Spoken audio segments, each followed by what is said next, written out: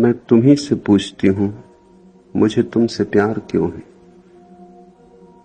कभी तुम जुदा न होगे, मुझे यह एतबार क्यों है। पूछा है मां योग प्रज्ञा ने। प्रेम के लिए कोई भी कारण नहीं होता, और जिस प्रेम का कारण बताया जा सके वह प्रेम नहीं। प्रेम के साथ क्यों का कोई भी संबंध नहीं। प्रेम कोई व्यवसाय नहीं। प्रेम के भीतर हेतु होता ही नहीं। प्रेम अकारण भाव दशा है।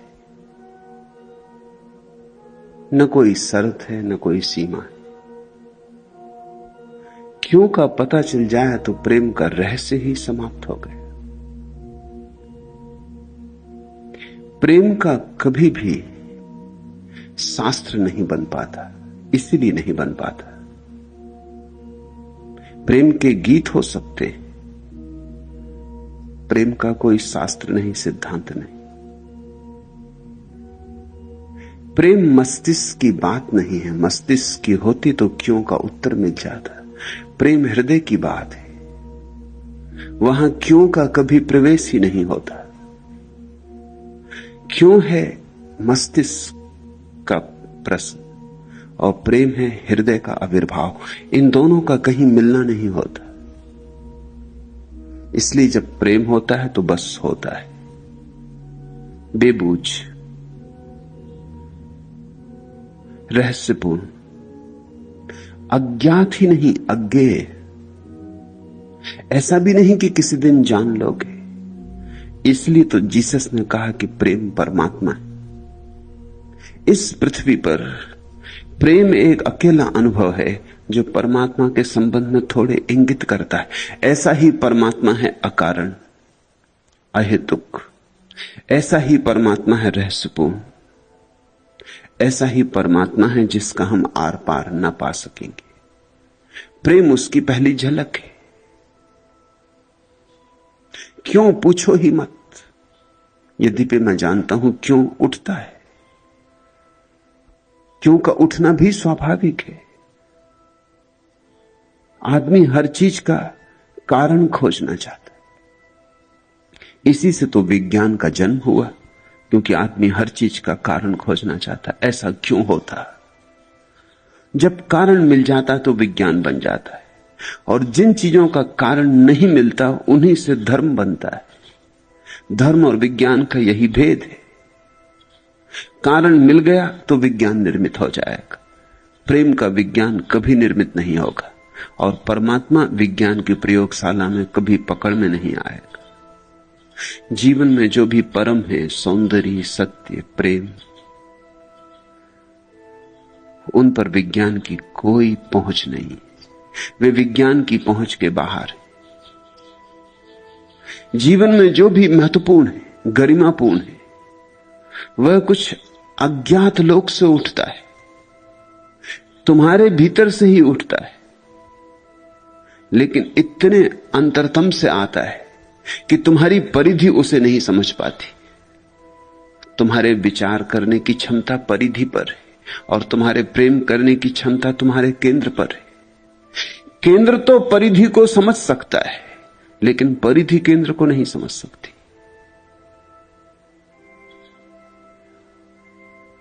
क्षुद्र विराट को नहीं समझ सकता, विराट क्षुद्र को समझ सकता है। छोटा बच्चा बूढ़े को नहीं समझ सकता, बूढ़ा छोटे बच्चे को समझ सकता है। प्रेम बड़ी बात है, मस्तिष्क से बहुत बड़ी। मस्तिष्क से ही क्यों, प्रेम तुमसे भी बड़ी बात है। इसलिए तो तुम अवश्य हो जाते हो। प्रेम का झोंका जब आता है तुम कहां बचते हो। प्रेम का मौसम जब आता है तुम कहां बचते हो। प्रेम की किरण उतरती तुम मिट जाते हो। तुमसे भी बड़ी बात है तो तुम कैसे समझ पाओगे। तुम तो बचते ही नहीं जब प्रेम उतरता है। जब प्रेम नाचता हुआ आता तुम्हारे भीतर, तुम कहां होते हो। खुदी बेखुदी हो जाती,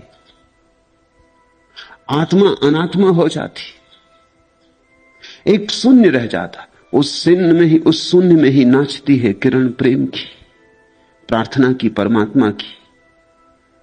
नहीं, उसे तुम न समझ पाओगे। जब तुम लौटते हो तब प्रेम जा चुका। जो समझ सकता था जब आता है, तो जिसे समझना था वह जा चुका। और जिसे समझना है जब वहां होता है तुम्हारे भीतर, तो जो समझना चाहता है वो मौजूद नहीं होता। कबीर ने कहा है, हेरत हेरत है सखी रहा कबीर हेराई।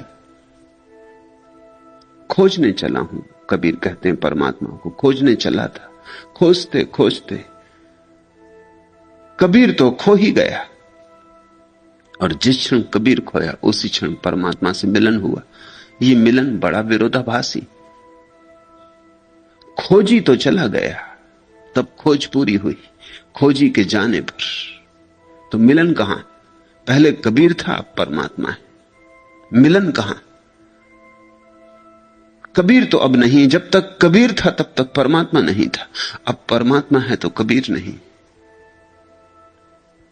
ऐसी दशा है प्रेम की। कबीर ने कहा, प्रेम गली अति सांकरी ताम दो न समा है। इससे तुमने एक अर्थ तो सदा जानते हो लिया है कि प्रेमी और प्रेयसी दो एक साथ न समा सकेंगे, उनको एक हो जाना पड़ेगा। इसका एक और गहरा अर्थ, प्रेम में मस्तिष्क और हृदय भी ना समा सकेंगे, एक ही समा सकता है। क्यों उठता मस्तिष्क? खुजलाहट है मस्तिष्क की, उसका कोई मूल्य भी नहीं। उठना स्वाभाविक है, लेकिन अब धीरे धीरे स्वभाव से भी ऊपर उठो ताकि परम स्वभाव मिले। मैं तुम्ही से पूछती हूं, मुझे तुमसे प्यार क्यों है? नहीं, इसका कोई उत्तर नहीं हो सकता। वृक्ष हरे क्यों? चांतारों में रोशनी क्यों है? आकाश में बादल क्यों भटकते? सुबह सूरज क्यों निकलता? पक्षी प्रभात में गीत क्यों गाते? वैज्ञानिक से पूछोगे कुछ ना कुछ उत्तर खोज लाएगा, लेकिन उस उत्तर से भी कुछ हल नहीं होता। वैज्ञानिक से पूछोगे वृक्ष हरे क्यों है, तो कहेगा क्योंकि क्लोरोफिल वृक्षों में। लेकिन इससे कुछ हल नहीं हुआ, ये कोई प्रश्न का उत्तर न हुआ, सिर्फ प्रश्न को टालना हुआ। फिर प्रश्न खड़ा हो जाएगा कि वृक्षों में क्लोरोफिल है क्यों? फिर अटक गई बात। डीएच लॉरेंस ने ठीक उत्तर दिया है। एक छोटे बच्चे के साथ घूमता है लॉरेंस बगीचे में, और जैसा बच्चे पूछते, बच्चे ने पूछा वृक्ष हरे क्यों है? Why the trees are green? और डीएच लॉरेंस ने कहा they are green because they are green. वृक्ष हरे हैं क्योंकि हरे। और बच्चा राजी हो गया, और बच्चा हंसा, और बच्चे को बात जची। बच्चे जैसे सरल हो जाओ तो तुम्हें मेरी बात समझ में आ जाएगी। मैं जो कह रहा हूं बस प्रेम है। जैसे वृक्ष हरे अकारण। इस जगत में कारण नहीं है, कारण की खोज बड़ी क्षुद्र है। इस जगत में कारण है ही नहीं। यह जगत इसलिए तो लीला कहा गया है, खेल है, कारण नहीं। तुम एक मकान बना रहे हो, उसमें कारण होता है कि रहोगे, और एक छोटा बच्चा ताशों के पत्तों को जमा के मकान बना रहा है, इसमें क्या कारण है? तुम बाजार जा रहे हो, इसमें कारण है, दुकान जाना है, धंधा करना है, पैसा कमाना है, रोटी रोजी चाहिए, छप्पर चाहिए। और एक बच्चा कमरे में चक्कर लगा रहा है, इसमें क्या कारण है? एक आदमी सुबह घूमने निकला है, कहीं जा नहीं रहा है, इसमें कोई कारण नहीं। कहीं से लौट आए, कहीं बैठ जाए, न जाए तो कोई बात नहीं। ये जगत अकारण है। यहां इतना सब कुछ हो रहा है, लेकिन इस होने के पीछे कोई हेतु, कोई व्यवसाय नहीं। जिसने ऐसा जाना वह मुक्त हो गया। जिसने ऐसा पहचाना उस पे सारे बंधन गिर गए, क्योंकि फिर क्या बंधन रहे, फिर क्या चिंता रही। चिंता तभी तक हो सकती जब हम कुछ करने को उतारू हैं। अगर ये जगत अपने से हो ही रहा है तो चिंता कहां रही। तुम्हें चिंता पकड़ सकती है अगर तुम सोचो कि मेरे शरीर के भीतर खून बह रहा है, कहीं रुक जाए रात सोते में ना बहे, फिर क्या करूंगा। हृदय धड़क रहा है और हम तो सो गए और न धड़के, फिर मैं क्या करूंगा। श्वास तो चल रही है, रुक जाए फिर मैं क्या करूंगा। तो तुम मुश्किल में पड़ जाओगे, तो चिंता पैदा हो जाएगी। जब तक श्वास चल रही, जब नहीं चल रही तब नहीं चल रही। न चलने में कोई कारण है, न चलने में कोई कारण है। लीला है, खेल है। इस तरह जीवन को देखो तो तुम चिंताओं के बाहर होने लगो, और जो चिंताओं के बाहर हुआ वही मंदिर में प्रविष्ट होता है। कभी तुम जुदा ना होगे मुझे यह एतबार क्यों। यह एतबार भी प्रेम का अंतरंग भाग है। जैसे फूल में सुगंध होती, ऐसे प्रेम में एतबार होता। प्रेम में श्रद्धा का दिया जलता है, प्रेम में एक भरोसा होता है। उस भरोसे का भी कोई कारण नहीं, लेकिन बस प्रेम में वह भरोसा पाया जाता है। जैसे फूलों में सुगंध पाई जाती, जैसे पानी नीचे की तरफ बहता है और आग गर्म है, ऐसे ही प्रेम का गुण श्रद्धा है, वो उसकी आत्मा है। प्रेम के दिए में श्रद्धा का प्रकाश होता रहता। प्रश्न प्यारा है, मगर उत्तर मत खोजो। उत्तर को जाने दो, प्रेम को जियो। और ये जो एतबार जगा है, ये जो श्रद्धा जगी है, इस पे समर्पित हो जाओ। इस पे सब नछावर कर दो, इसमें डुबकी मार लो, इसमें मिट जाओ, इसमें खो जाओ, और तुम सब पालोगे। खोना ही पाने का सूत्र है। जिसने बचाया वो चूका, जिसने कंजूसी की वो गरीब रह गया, जिसने लुटाया उसने पाया, जो डूबा वह पहुंचा। मझधार में डूबने की हिम्मत चाहिए, तो मझधार ही किनारा हो जाती, और मझधार ही किनारा हो तभी कुछ मजा है।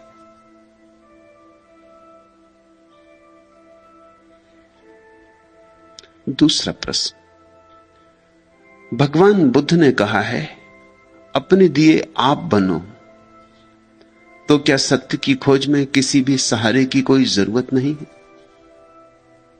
यह जानने को भी तो तुम्हें बुद्ध के पास जाना पड़ेगा ना। अपने दिए आप बनो, इतनी ही जरूरत है गुरु की। गुरु तुम्हारी वैसाखी नहीं बनने वाला है। जो वैसाखी बन जाए तुम्हारी, वो तुम्हारा दुश्मन है, गुरु नहीं। क्योंकि जो वैसाखी बन जाए तुम्हारी, वो तुम्हें सदा के लिए लंगड़ा कर देगा। और अगर वैसाखी पर तुम निर्भर रहने लगे तो तुम अपने पैरों को कब खोजोगे, अपनी गति कब खोजोगे, अपनी ऊर्जा कब खोजोगे। जो तुम्हारे लिए हाथ पकड़ के चलाने लगे, वो गुरु तुम्हें अंधा रखेगा। जो कहे मेरा तो दिया जला है, तुम्हें दिया जलाने की क्या जरूरत, देख लो मेरी रोशनी में, चले आओ मेरे साथ, उस पर भरोसा मत करना, क्योंकि आज नहीं कल रास्ते अलग हो जाएंगे। कब रास्ते